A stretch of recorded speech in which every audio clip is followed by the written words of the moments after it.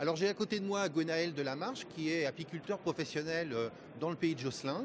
Gwenaël, quels sont les périls qui guettent les abeilles en ce moment? Bon, le premier péril qu'on entend parler partout, c'est les pesticides. En fait, aujourd'hui, les pesticides vont affaiblir les ruches. Ce qui se passe, c'est que les agriculteurs ont besoin d'utiliser des pesticides pour traiter leurs champs et il y aura toujours des produits pour traiter les champs. Un insecticide, ça tue les insectes, donc ça tue les abeilles. Ça ne peut pas être autrement. Donc pour nous, le seul moyen d'action, c'est de limiter les contacts entre les abeilles et ces produits.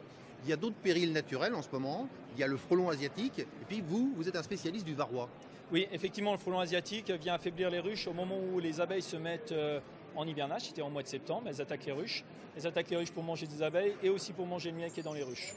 Ça fait que nos ruches sont affaiblies. Elles vont avoir tendance à moins bien passer l'hiver et même à mourir pendant l'hiver. Et le varroa, alors qu'est-ce que c'est? Alors le varroa, c'est un parasite qui est arrivé dans les années 90, qui vit sur le dos des abeilles et qui véhicule tout un tas de virus. C'est un incubateur de virus. Il augmente de façon exponentielle en cours d'année dans la ruche. Il va générer un nombre énorme de mortalité et il va baisser énormément la production. Donc on a un moyen de traitement qui est un moyen de traitement avec des produits, mais qui est moyennement efficace. Et aujourd'hui, en fait, c'est la présentation que je vais faire. On a fait un essai pour mettre en place un piégeage au cours du printemps pour baisser la pression du varroa dans les ruches. Et en baissant cette pression du varroa, on vérifie que la production de miel est augmentée de façon importante et les mortalités d'hiver sont baissées de façon importante. Vous me disiez tout à l'heure que la diversité de fleurs est en train de disparaître avec l'agriculture aujourd'hui. Ah oui, alors ce qui se passe, c'est qu'on voit, surtout en Bretagne, une mutation sur l'agriculture. Les champs deviennent de plus en plus grands, beaucoup plus de céréales.